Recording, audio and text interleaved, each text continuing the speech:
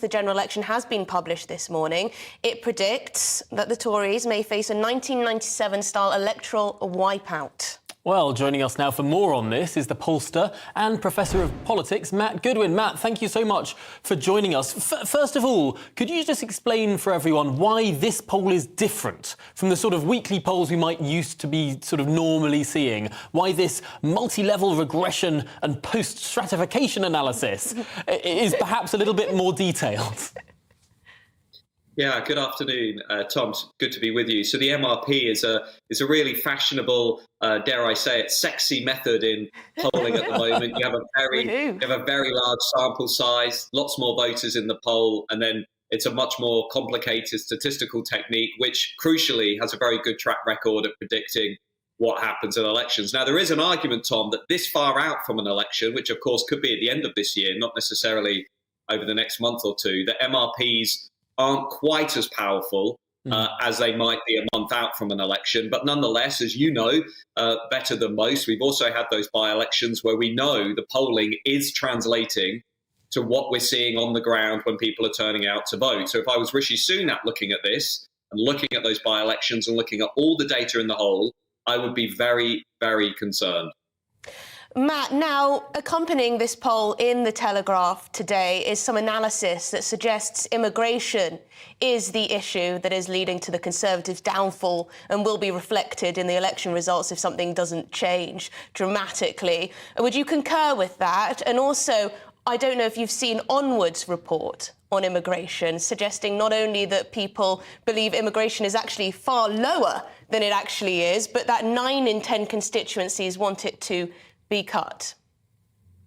Yeah, absolutely. So the first thing to say is if you ask those 2019 Conservative voters, the people who basically Rishi Sunak needs to win back if he's going to have any chance at the election, and remember, about a third of those voters are currently saying they're not going to vote at all, well, their top priority is stopping the boats, above even the cost of living crisis. So that's why Team Sunak are throwing everything at the Rwanda bill. It's why they're throwing everything at the migration issue, at least illegal migration issue. The second thing to say about that Onward polling, look, what's interesting, and I've written about this this week in my Substack, that it's only now that British voters are beginning to realise what has happened with migration and what happened under Boris Johnson in particular. It's only now that voters are finally beginning to realise that net migration has rocketed to a record high, 700,000 a year, and the borders are broken. Now, we're all in the world of politics, right? We always debate these issues. We're always in the mix. So this isn't really news to us. But out there,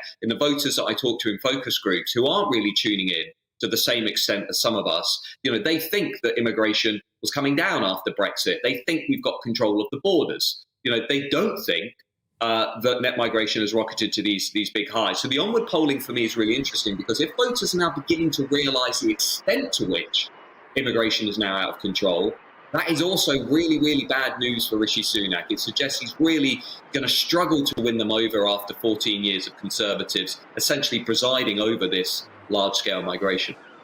Now, famously, it's always said that a week is a long time in politics. We might have 6, 7, 8, 9 months until the general election, heaven forfend. What could the Prime Minister do to turn things around? Can he turn things around? OK, so here's his best chance, in my mind. Number one, the Rwanda bill goes through Parliament. It's tightened up. The Robert Jenricks, the Suella Bravermans win the argument. They get their key amendments through. The bill becomes basically a much more effective piece of legislation. That then will go to the Lords. We're unlikely to see this bill coming into action and the planes taking off before the election. But nonetheless, it allows Rishi Sunak to say, look, I've got an oven-ready migration bill here.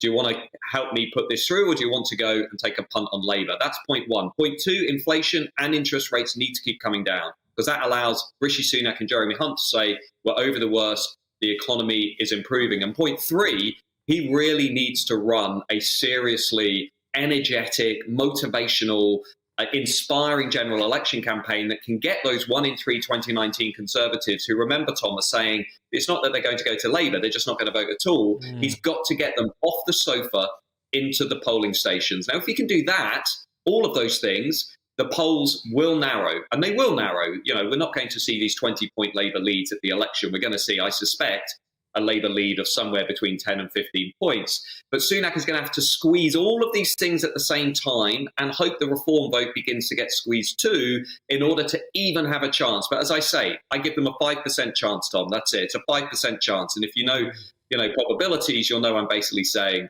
they don't really have much of a chance at all. Although that's what the New York Times gave Donald Trump in 2016, so never say never. Yeah.